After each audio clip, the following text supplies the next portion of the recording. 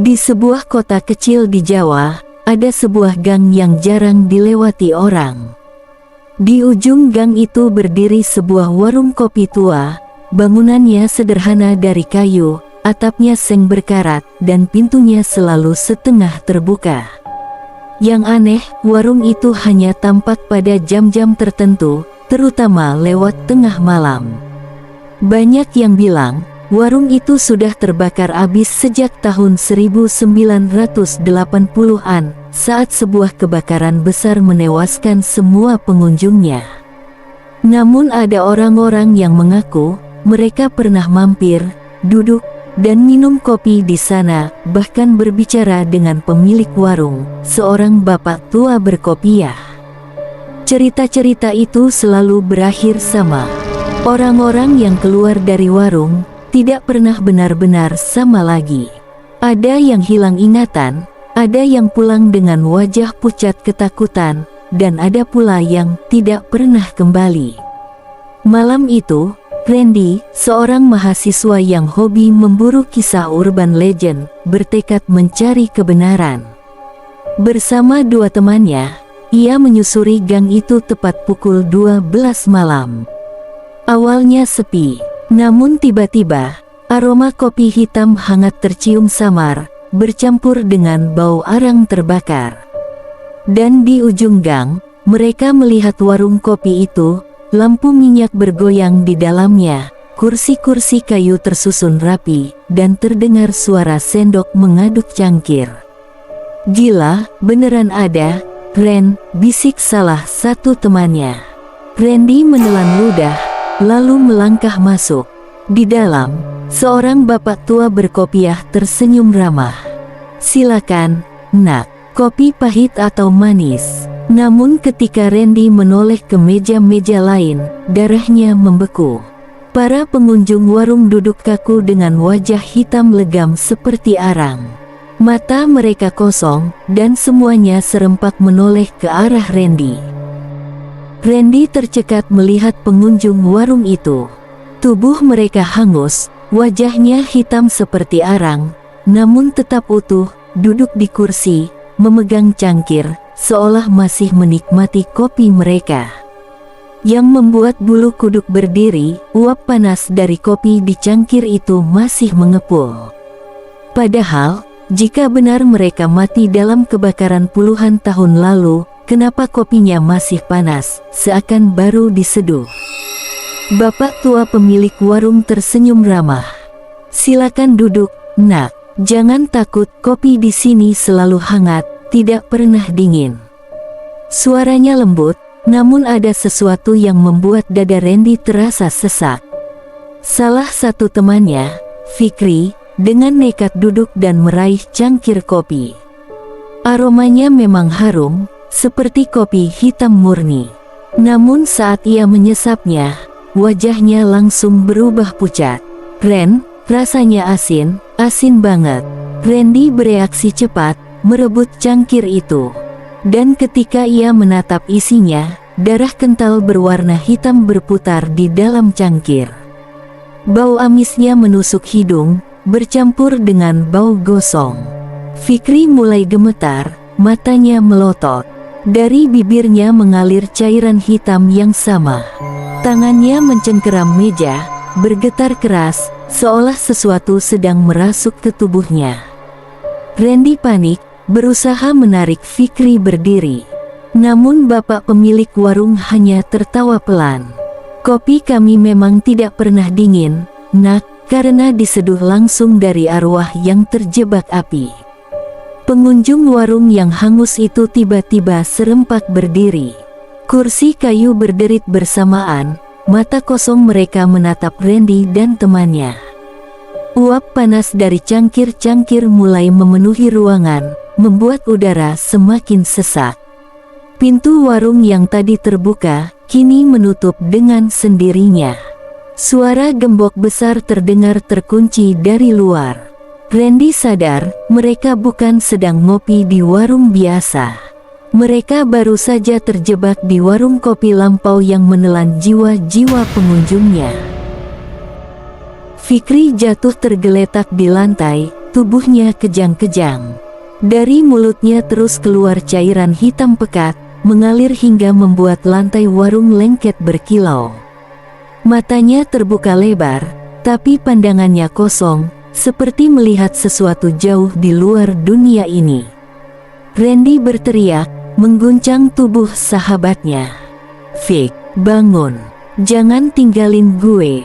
Namun saat ia menunduk, ia melihat sesuatu yang membuat darahnya membeku.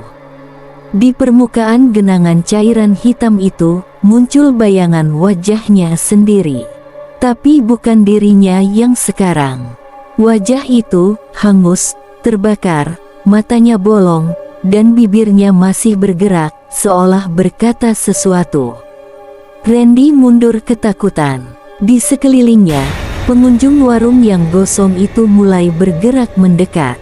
Tubuh mereka berderak, kulit kering retak, dan setiap langkah meninggalkan bau daging terbakar. Pemilik warung tersenyum lebar. "Kau sudah melihat masa depanmu, nak. Semua yang masuk ke warung ini akan menyatu dengan api. Tak ada jalan keluar selain menjadi bagian dari kopi kami." Tiba-tiba, cangkir-cangkir di meja bergetar. Isinya berputar cepat, menimbulkan pusaran hitam seperti lubang kecil. Dari pusaran itu, terdengar bisikan, ribuan suara berteriak, memohon, menangis, jiwa-jiwa yang terjebak di dalamnya. Randy merasa kepalanya pecah, telinganya berdenging. Dia menutup telinga, tapi suara itu semakin keras, menusuk langsung ke dalam otak. Sementara Fikri, yang tadi tergeletak, kini perlahan bangkit. Tapi wajahnya bukan lagi wajah Fikri. Itu wajah hangus yang sama dengan bayangan di genangan tadi. "Ren, ayo minum kopi bersama kami." Suara Fikri serak, namun senyumnya lebar, penuh luka bakar. Randy mundur, tapi kursi-kursi kayu bergerak sendiri, menutup jalan. Dia terjebak, dan di atas meja, sebuah cangkir kopi perlahan bergeser ke arahnya. Uap hitam pekat naik, membentuk sosok bayangan besar, seakan siap menelan dirinya bulat-bulat. Randy berusaha menahan napas, keringat dingin bercampur dengan hawa panas yang mulai menyelimuti ruangan. Cahaya lampu minyak di warung itu bergetar, lalu redup hingga hanya tersisa nyala merah, seperti cahaya bara. Fikri, orang yang dulunya Fikri, melangkah pelan mendekat, matanya kosong, wajahnya gosong terbakar. Namun di balik kulit yang melepuh, Randy bisa melihat sesuatu menyala, percikan api hidup, seakan tubuh temannya menjadi obor. "Ren," suaranya serak, "kau tak bisa lari. Api ini akan menelan kita semua, sama seperti dulu." Randy mundur, menabrak meja. Cangkir di atasnya pecah, menumpahkan cairan hitam yang langsung menyulut lantai. Api menjalar cepat, tapi anehnya, tidak menyakitkan pengunjung warung yang hangus itu. Justru mereka semakin tegak, semakin nyata, seolah api itu memberi mereka kekuatan. Pemilik warung berdiri di tengah ruangan, tatapannya tajam. "Puluhan tahun lalu, api mengurung kami di sini. Orang-orang mati terbakar bersama kopinya. Tapi kami tidak pernah benar-benar pergi. Setiap yang masuk akan jadi bahan bakar agar api ini tetap hidup." Tiba-tiba, dinding warung bergemuruh. Kayu lapuk yang hitam terbakar mulai berjatuhan, membuka celah yang memperlihatkan kobaran api besar di luar. Namun api itu bukan api biasa. Di dalamnya, Randy bisa melihat bayangan ratusan orang meronta-ronta, wajah mereka menempel di dinding bara, menjerit tanpa suara. Fikri menatapnya dengan mata kosong. "Kau akan bergabung, Ren, bersama aku." Tiba-tiba, sebuah tangan hitam keluar dari lantai, mencengkeram pergelangan kaki Randy dengan kuat. 1, 2, 3 tangan lain menyusul, menariknya ke bawah, ke dalam genangan hitam yang kini berubah jadi pusaran api. Randy berteriak, meronta sekuat tenaga. Namun semakin ia melawan, semakin panas tubuhnya, seakan kulitnya mulai terpanggang. Suara bisikan makin jelas, "Minum, minum, minum." Dan di atas meja, cangkir kopi terakhir bergerak sendiri, meluncur ke arahnya. Uapnya membentuk wajahnya sendiri, hangus terbakar, tersenyum. Randy berteriak sekuat tenaga saat tangan-tangan hitam menariknya ke lantai. Panasnya semakin menyiksa, kulitnya mulai terasa melepuh. Di sekelilingnya, para pengunjung warung gosong itu menyanyi lirih, seperti mantra kematian. Api tak padam, kopi tak dingin. Fikri, atau makhluk yang menyerupai Fikri, berjongkok di depannya. Ia menaruh cangkir kopi terakhir tepat di tangan Randy yang masih gemetar.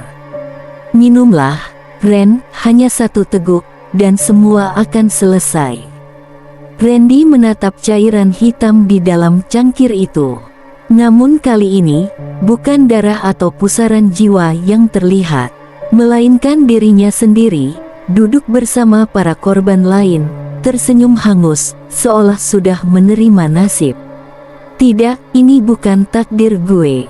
Dengan sisa tenaga, Randy melempar cangkir itu ke lantai. Braak. Cairan hitam muncrat, menyambar api di sekitar ruangan. Namun bukannya padam, api justru meledak, melahap seluruh warung. Suara jeritan ribuan jiwa terdengar bersamaan, mengguncang tempat itu hingga seperti neraka terbuka. Randy menutup wajah, berusaha melindungi diri dari kobaran. Saat ia membuka mata, warung itu sudah tak lagi berbentuk warung. Ia berdiri di tengah reruntuhan gosong, angin malam berhembus dingin. Warung kopi itu hilang, seakan tak pernah ada. Randy terengah-engah, tubuhnya penuh jelaga. Ia menoleh, mencari Fikri. Namun yang ia temukan hanyalah cangkir pecah, setengah tertanam di tanah hangus. Di dasar pecahan itu, samar-samar, wajah Fikri masih terlihat tersenyum pahit sebelum lenyap. Randy tahu, ia selamat tapi tidak sepenuhnya bebas. Bisikan itu masih terdengar di telinganya. Api tak padam, kopi tak dingin. Dan di kejauhan, samar-samar, terlihat cahaya lampu minyak bergetar. Seperti tanda, warung kopi itu akan kembali, mencari pengunjung baru. Beberapa minggu setelah malam mengerikan itu, Randy mencoba menjalani hidup normal. Ia tak lagi berani nongkrong di warung kopi manapun, bahkan sekadar mencium aroma kopi pun membuat tubuhnya merinding. Namun teror itu tidak berhenti. Setiap malam, ia mendengar suara cangkir beradu pelan di kamarnya. Kadang, ketika ia terbangun, ada uap hitam tipis mengepul dari meja, padahal tidak ada apapun di sana. Randy juga mulai bermimpi aneh. Dalam tidurnya, ia selalu duduk di sebuah meja warung yang hangus, dengan kursi kosong di depannya. Dan setiap kali ia menoleh, kursi itu terisi oleh wajah berbeda, pengunjung warung yang terbakar, satu persatu, tersenyum kepadanya. Di malam terakhir, kursi itu tidak lagi kosong, melainkan ditempati oleh Fikri. "Ren," suara Fikri pelan. "Warung itu masih ada. Menunggu, dan suatu hari kau akan kembali." Randy terbangun dengan tubuh basah keringat, napas tersengal. Dan di sudut kamarnya, samar-samar ia melihat sebuah cangkir kecil. Masih mengepul, dengan aroma kopi gosong.